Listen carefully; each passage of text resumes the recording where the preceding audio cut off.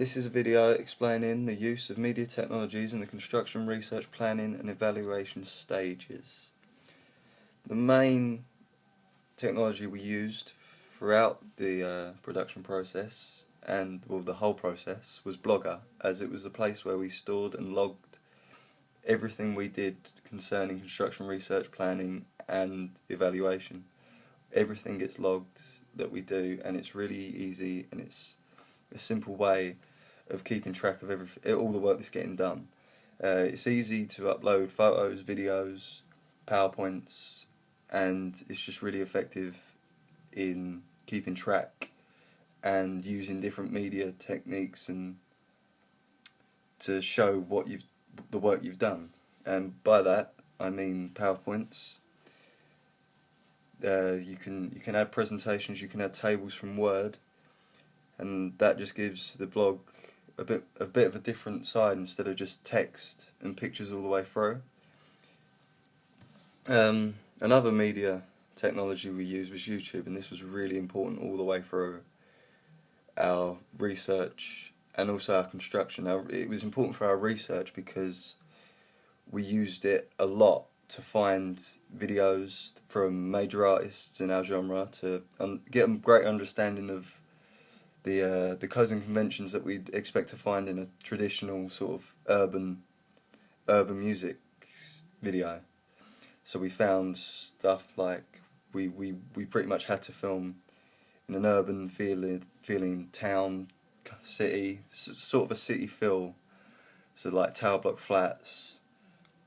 And it was really important in the construction stage, as this is where we uploaded our final video straight to, and that means it can be viewed by anyone, shared by anyone, which means it's getting out to our target audience.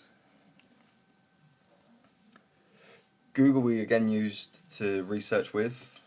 We needed to find the codes and conventions of music videos of our genre, and Google really helped us with this. We used Google Earth to find our location. We knew roundabouts where it was, but we didn't exactly know what it looked like, so we went on Google Earth without having to go all the way to Woodford, and we already screenshotted and pretty much got a perfect understanding of where we wanted to shoot and what we wanted to shoot and what we wanted the video to look like.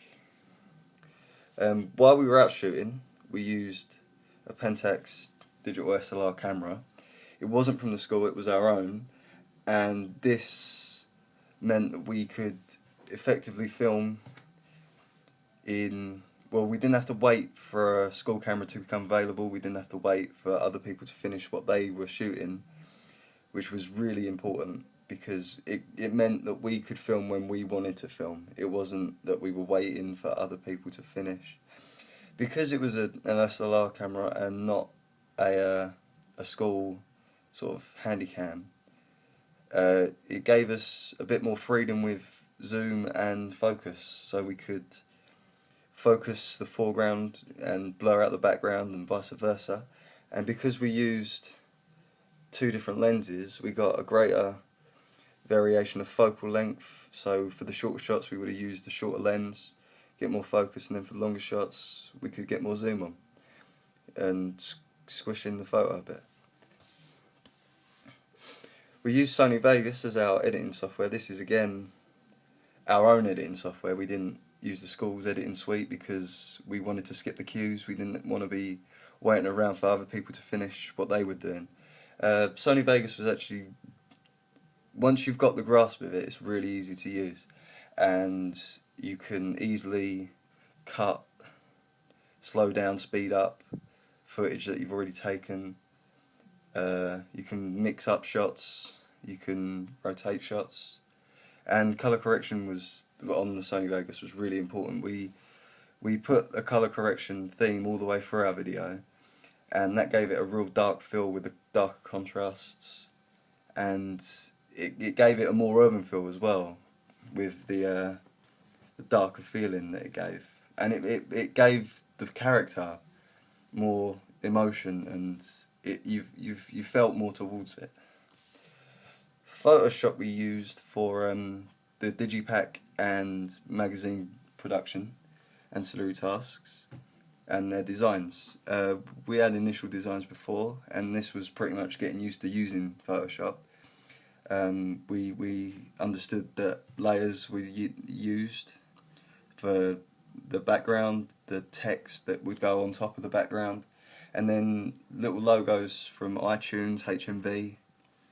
That was all, like, it was little things that made Photoshop good to use in the construction of the magazine adverts and the digipack, because if, like, having an iTunes logo or like a little letter in, like, saying the artist's website, that made it important, it made it look professional. Facebook was really important through the whole process because it was a good way for us all to communicate easily. Like, we all, like, everyone in the group have Facebook, and because the group was split between 2 classes, we didn't always communicate as effectively as we'd like. So Facebook was a way that we could all talk to each other, and we all knew what each other was doing, and we all had something to do. And it was also a good place to share our videos, so our friends can see it and they can share it on, so anyone again can see it, and we're appealing and we're getting our video out to the target audience.